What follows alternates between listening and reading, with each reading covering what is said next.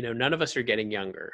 So it seems like Not that, for lack of trying. right, as we get older, or previous generations, and I'm not blaming the current older generation than us. I'm saying, historically speaking, this has seemed to be true. Yeah. Is that we latch on to what works and we stick with it as Mhm. we get older. And my question for you is, how do we, in today's day, in where we are today, continue to remain flexible as we get older? 10 years from now, how do we remember this conversation and remember what it was like to be in our shoes at our point in time, and offer that flexibility to younger leaders underneath us? Right.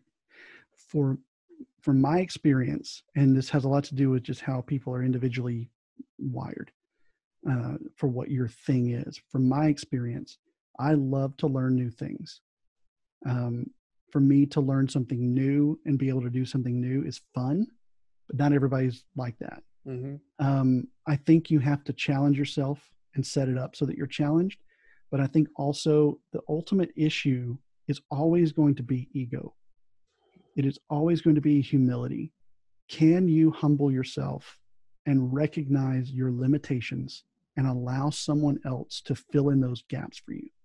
If you can't do that, your leadership is always going to be limited, always.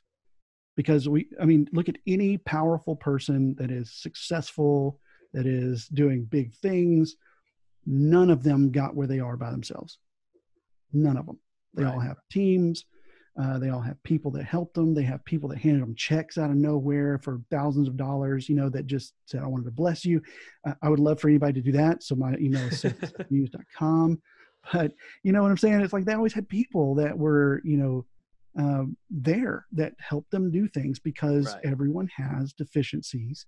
And when we bring people in that have strengths where we don't, and then we trust and listen to them, we make our organizations better. We make our impact stronger. We just do better. And I think the ultimate issue with us is that as we get older, we all have this sense that because of the experience I've amassed, because of the things that I've learned, because of the stuff I've done, I can point back to it, and that should give me the credit that I need to do something new.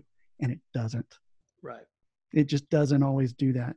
And especially with a generation coming up, you remember what you were like when you were 19 years old?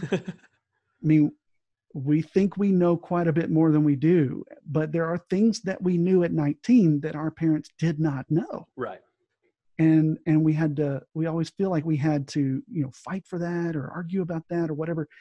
When you find a senior leader that listens to you, if you're 19, 20 in your that range, and you find a senior leader that values your opinion and listens, may not always agree with you, may not always go with it, but listens, stay with them as long as you can and learn from them, because they've mastered something that so many leaders don't.